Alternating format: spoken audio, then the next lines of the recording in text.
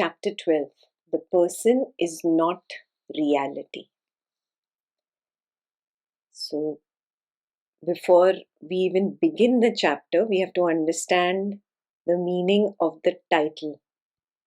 The title itself has a lot of meaning, which was already explained in the previous chapters. So, what does he mean by the person is not reality? What is the person? What are you really? You are this dream character. So, the body mind is the person or the personality. In Marathi, the word used is Vyaktimatva. Vyaktimatva Swarup Nave. That is the name of the Marathi chapter.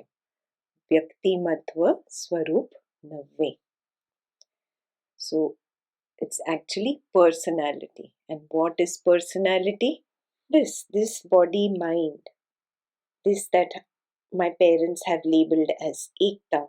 This that I feel is a wife, a daughter, a friend, family member of this, colleague of that, whatever, belonging to this organization, that organization, whatever picture you have built about yourself. The entire picture built by me about myself is Vyaktimatva, or the personality, the person as I see. So all these roles, titles, names that I have given to this body mind here belong to this dream world only. The dream character has built a personality with roles and titles that belong to this dream world. This dream character is limited to this dream world. Yes. Is this dream character and this dream world the reality? No, what is the reality? The reality is that this entire dream world, including this body mind of the dream character and the other body minds of other dream characters, all of it is the dreamer's mind. That is reality. Very clear? So the person is not the reality. That is the title of this chapter.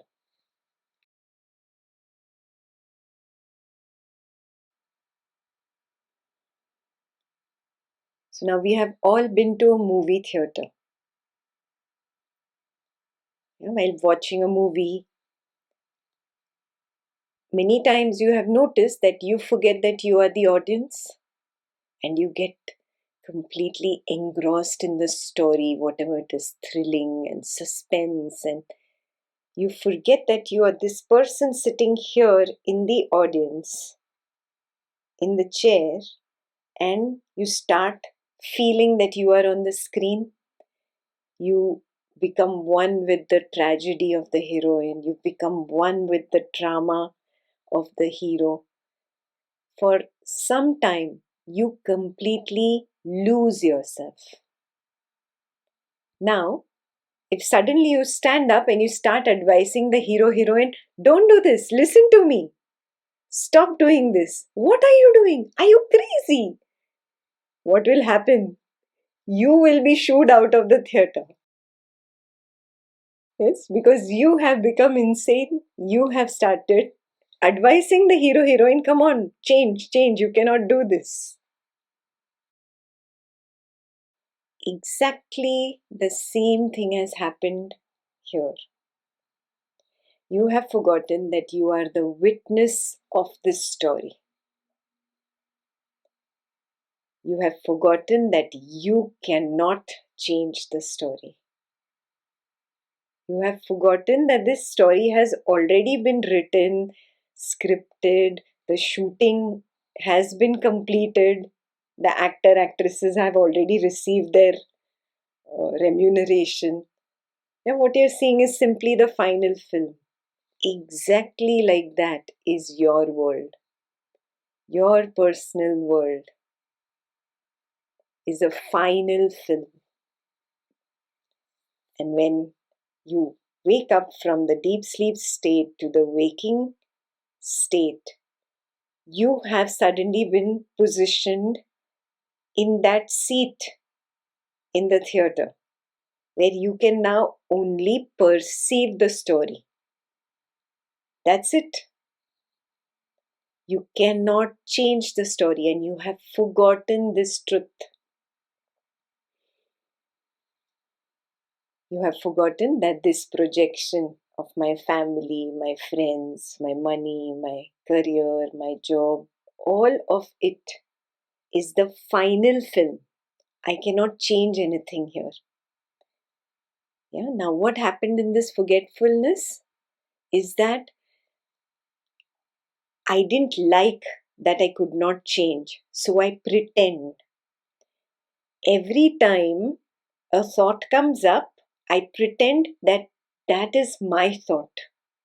Every time a decision is made, I pretend that is my decision.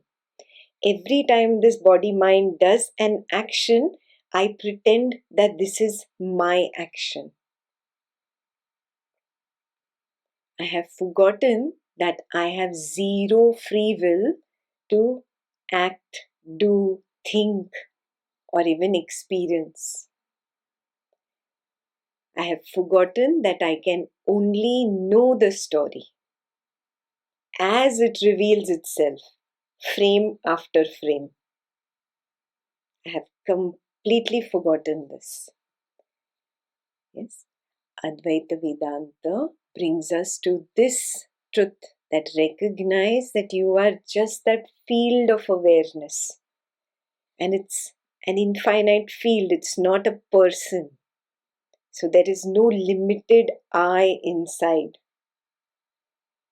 Some Advaitins make this mistake. They say, okay, I'm not this body, I'm not this thought, but there is some kind of a limited I. And they start imagining that as I. No, really look, there is no I inside. It is an infinite field of awareness. You have only forgotten that you are that awareness, and you have assumed to be somebody, someone. It's a pretense.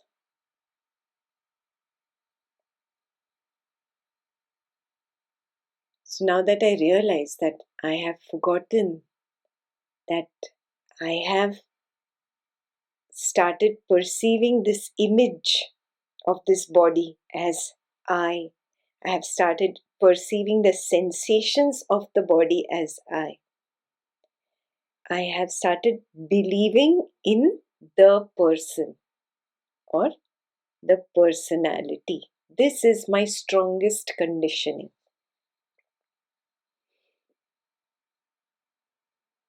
And because this is my strongest conditioning, I get lost in the false expectation of getting pleasure or being able to avoid pain.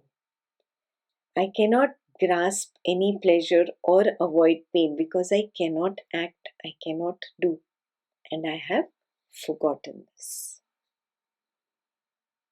So, is this very clear? Because I have forgotten, I have an attachment to this body mind. This is the person. The thoughts, the feelings, the sensations, and the perception of sight, sound, smell, taste, touch. This complete domain range is what I have labeled as I, the person. But in reality, when I actually have my own direct experience as proof and I discard all of pratyaksha, all of paroksha, I can very clearly see that I don't have proof of existence of any actual physical world. I don't have proof of existence of a body or a mind. The only proof I have is the projection of a thought. And I don't even know when I projected it. I only perceive the projected thought. And that thought is imagined as an image of a body and sensations. Oh, my body. This is the person. And this person is related to this person. This person's house is this. This person's money is this. Then this becomes my physical world. Yeah. So the most important thing is to wake up to the reality that I have to constantly discard the pratyaksha, which is that which is obvious through the five senses, and the paroksha, which is simply inferences and assumptions. After discarding these two, what is left is my direct experience. That is called aparoksha.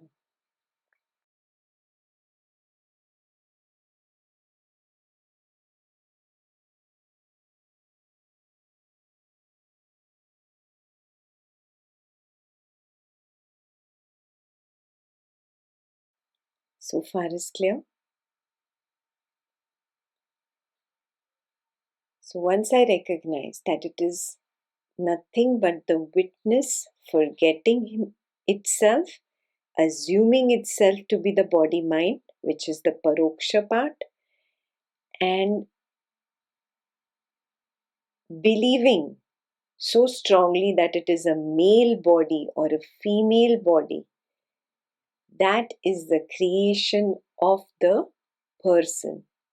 And this forgetfulness is called the veiling power of Maya. I know very clearly that this has been projected by me. I do not know how it has been projected. I only perceive it and then I know that, oh, this is my projection. So that which projected it is called the projecting power of Maya. So how is a person born? The idea of a person is born by these two powers of Maya. The veiling power of Maya, which is responsible for the forgetfulness, and the projecting power of Maya that projects the thought, and the thought is imagined as a physical body mind or the physical world. Thus, the person is born out of ignorance. And the only way out of this ignorance is simply the knowledge of who I truly am. So that is where Maharaj is going to take us. Who am I truly? What is my reality? So let's now begin the chapter. Questioner. Kindly tell us how you realized. Maharaj says, I met my Guru when I was 34 and realized by 37. Questioner asks, what happened? What was the change? Maharaj says, pleasure and pain lost their sway over me. I was free from desire and fear. So I'll pause there. If you remember a few chapters ago, Maharaj said that desire is simply the memory of pleasure and fear is simply the memory of pain. When he dropped the thought, desire, fear, aversions, cravings are only thoughts. The moment he dropped that identification with the thought, the moment he dropped the identification that I am the mind, both desire and fear dropped, means both pleasure and pain dropped. Yeah? It's like you got consumed in the movie, whatever the hero and heroine were doing. You got caught up in the drama, and suddenly you got pulled out of the drama. Oh, okay. Why am I crying? Why am I getting so involved? The moment you just took that step back, yeah, exactly that moment is what Maharaj is talking about. Pleasure and pain lost their sway over me. I was free from desire and fear. I found myself full, needing nothing. I saw that in the ocean of pure awareness, which is Paramakash, on the surface of the universal consciousness, which is Chidakash, the numberless waves of the phenomenal worlds, which is Bhutakash, arise and subside beginninglessly and endlessly. Where am I getting the words from? From the Marathi book. So in the Marathi book, it is, I saw that in the ocean of Paramakash, on the surface of the Chidakash, numberless waves of Bhut Akash arise and subside. So Maharaj has gone beyond the limitation, that which limits me to identify with this body mind, to the level of I am Paramakash, to the level of I am just the primordial awareness. So when he sees himself as the primordial awareness, he recognizes that everything is a part of this primordial awareness. All the individual sense of I am, the individual sense of I am of Avanti, of Bhavani, of Satyan, of Sarang, everybody's sense of I am together is the Chidakasha. And within that, Sarang creates his own personal world, his own body, mind, and world. Avanti creates her own body, mind, world. Ekta creates her own body, mind, world. This is Bhutakash. Is this clear? So, in that infinite field of Paramakash, which is the primordial awareness, there is individual sense of I ams, which together form the field of Chidakash. Within that Chidakash, everybody's projected body, mind, and personal worlds are the Bhut Akash. Yeah.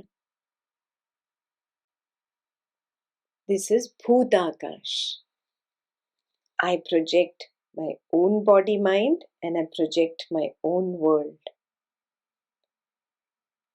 Collectively, everybody's body, mind, and projected personal worlds together are Bhutakash, or also called Mahad Akash. Two names in Sanskrit. So I'll read that again.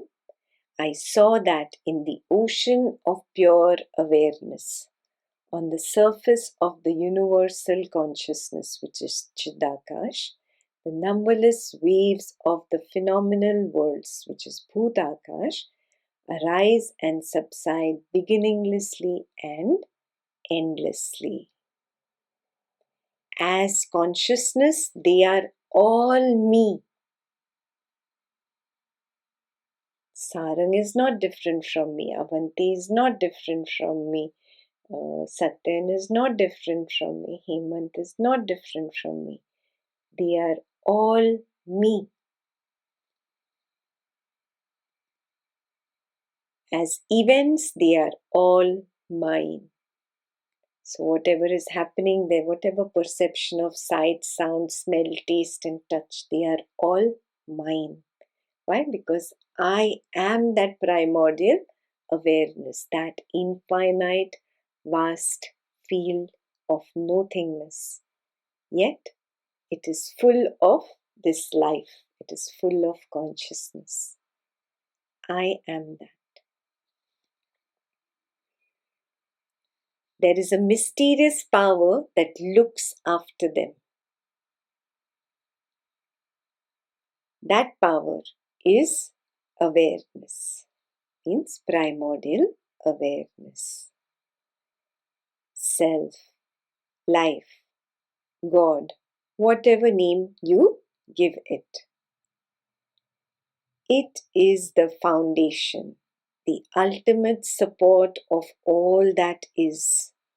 Just like gold is the basis for all gold jewelry. So just like this bangle, the earring, the necklace is nothing but gold. If you take all these three to a jeweler, he just sees gold. He doesn't care whether it's a bangle or a necklace. He doesn't care whether you got it for your anniversary or you got it for your birthday. He doesn't care whether there is an emotion attached. For him, he says all is gold. I'll give you so much money for the gold. He does not care about it being an individual name and form. Do you see that?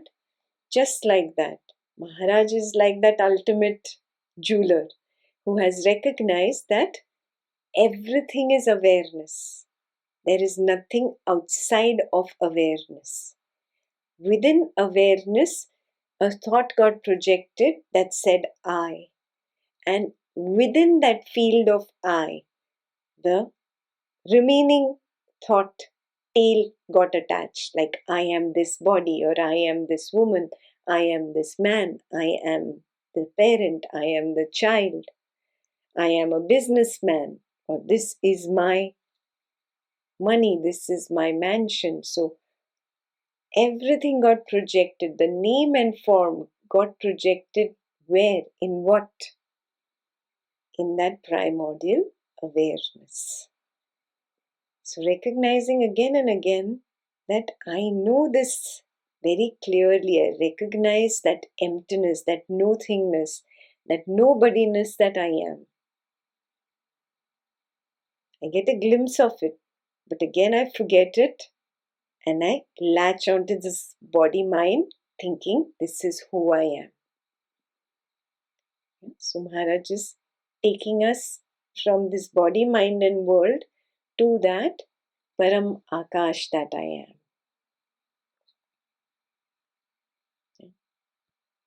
He says, within this Param Akash a thought arises. Within this Param Akash a sensation arises. Within this Param Akash there are perceptions of sight, sound, smell, taste, touch arising. So recognize the field in which all this is arising. That is what I am. I am not these thoughts, feelings, sensations, perceptions, all together that are called the person. I am this infinite field and I recognize that. So he's talking about his enlightenment. When he got enlightened, he recognized that he is this vast infinite field. The wrong understanding of being the person that fell off, it broke off.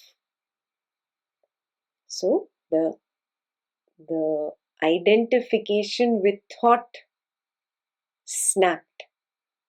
And because that identification with thought snapped, it snapped with desire, it snapped with fear. Thus, fear and desire both left him. Thus, pleasure and pain both lost their sway on him. I hope it's clear so far. This primordial awareness can be called self or life or God, whatever name you give it. It's like the gold, which is the basis for all gold jewelry. And it is so intimately ours.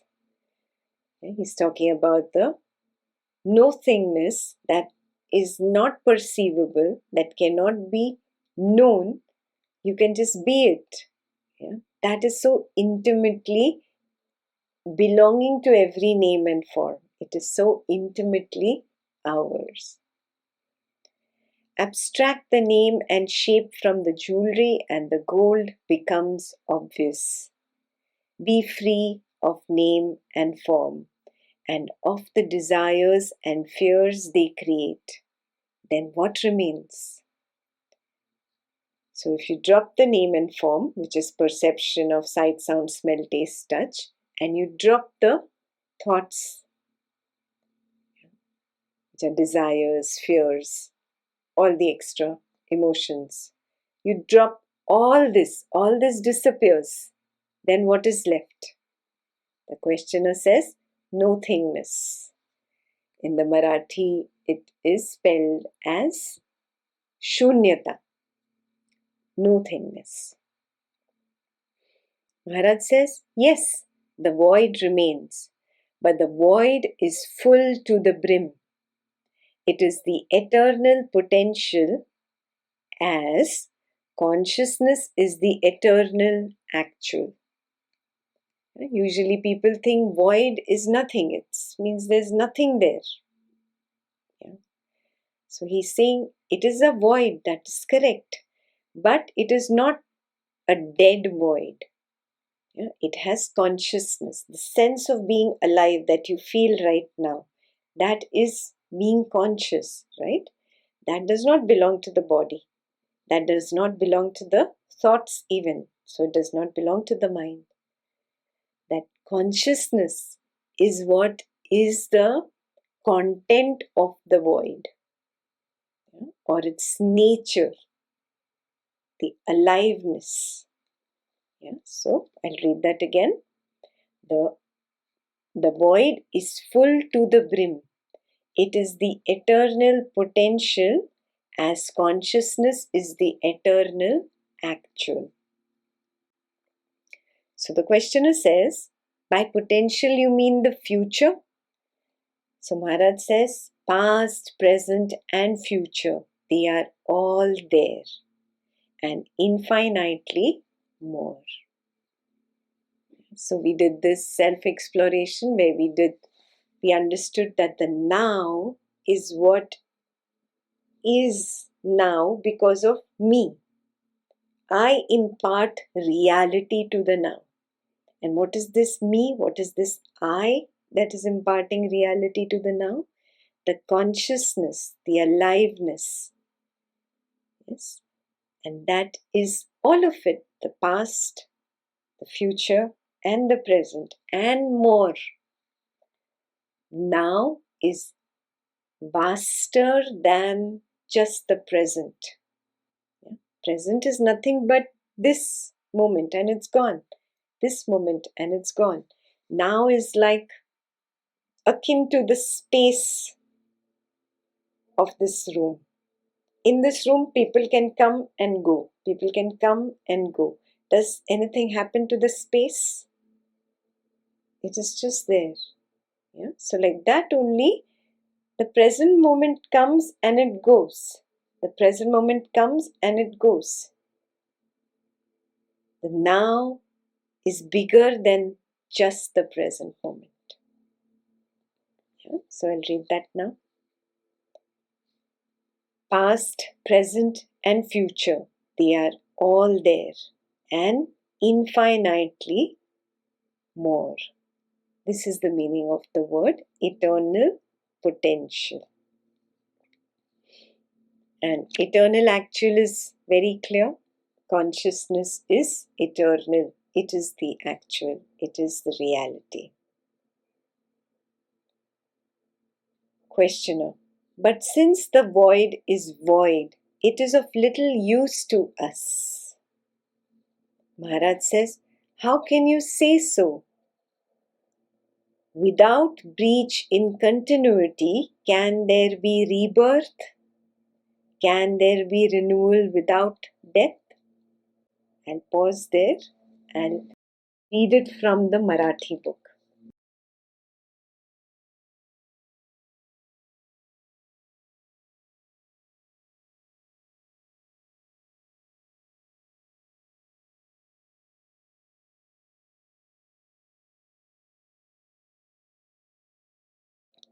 So the question I had asked, but since the void is void, it is of little use to us.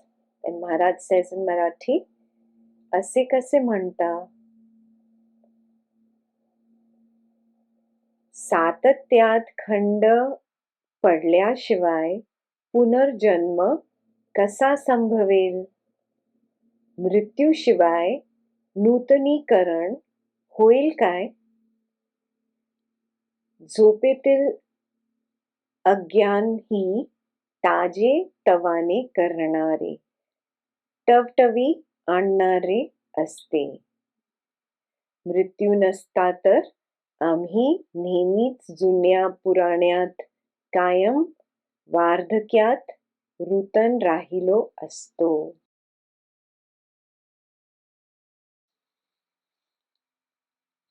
Similar meaning, it's just more clearer in Marathi. He says, how can you say that the void is useless? It's not true. So what he wants to convey is that, how do you know a thought is a thought? Because it arises, means it is born and it dies. How do you know a sensation is a sensation? Because it is born and it dies. How do you know perception is a perception? Because it is born and it dies. The gap between two thoughts, the gap between two sensations, the gap between two perceptions is what? Is nothing but the void. That void is what gives the identity to that thought. That void is what gives identity to that sensation. The void is what gives identity to a perception. Yes, it is this void that actually gives you the value of thought, feeling, sensation, perception. Otherwise, it would be one continuous thought. One continuous thought without a beginning or an end. You would not have even identified it as a thought. You identify it as a thought because it has a beginning and an end. It arises and it falls away. Yes, that is the real problem why we do not recognize Brahman or the primordial awareness, because it is one continuous thing which does not have any breach. Other than that void, everything else has a breach in its continuity. That is why I recognize thought, I recognize sensation, I recognize perception of sight, sound, smell, taste, touch. But I fail to recognize the void in which everything arises and falls, because this void or this Brahman, this primordial awareness or consciousness, is continuous. Brahman is beginningless and endless, but your thoughts, feelings, perceptions, sensations all have a beginning and end. So now, if you understood that, I'll read this again. Without breach in continuity, how can there be rebirth? Can there be renewal without death?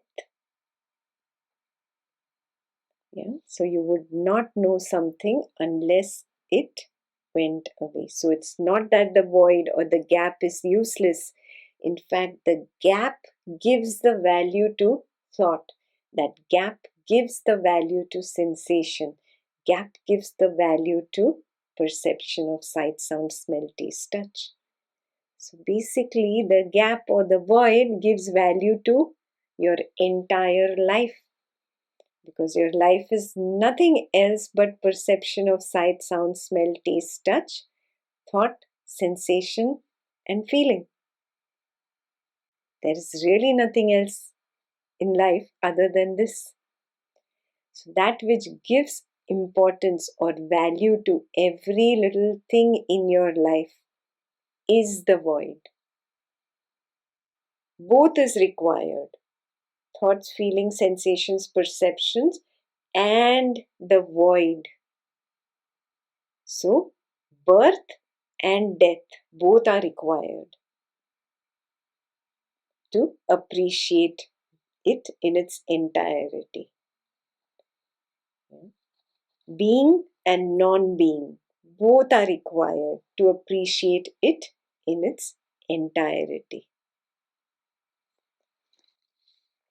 The next sentence has not been translated well.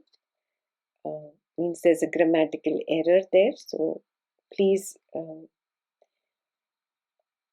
strike even and without.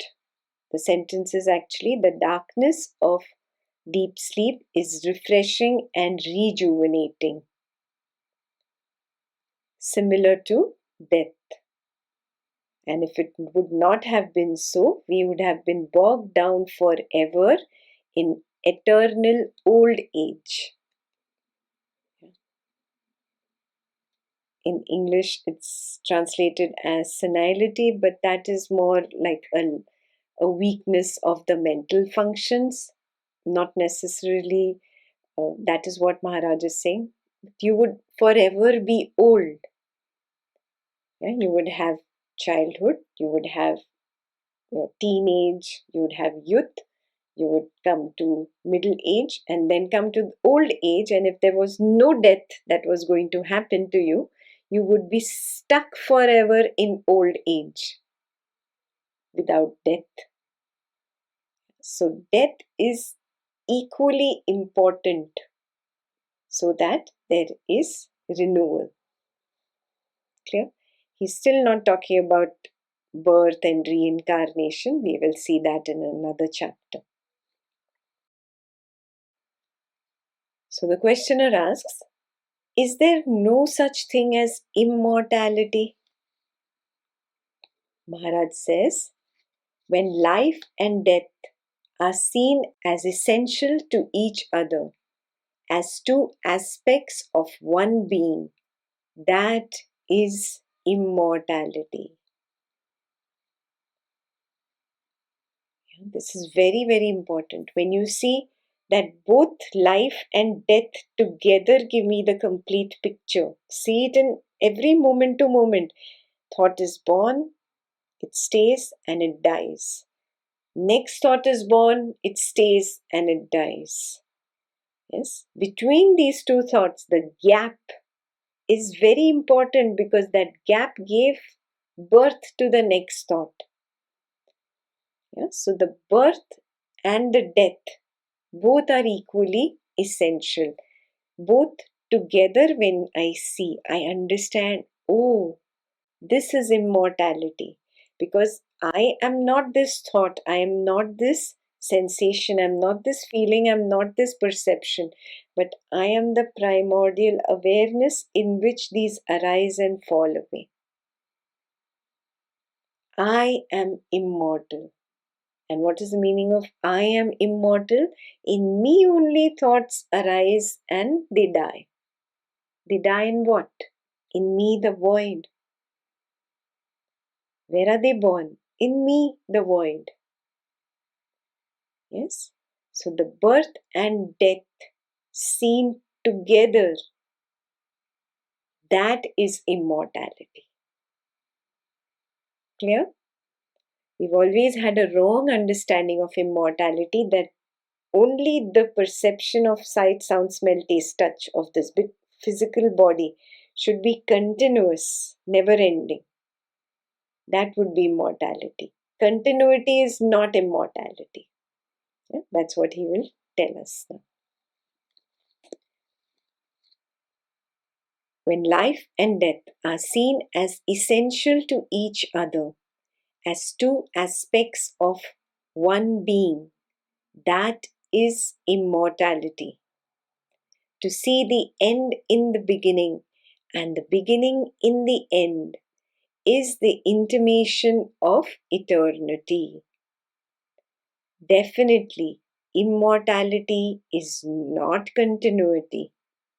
Only the process of change continues. Nothing lasts. I hope this is clear.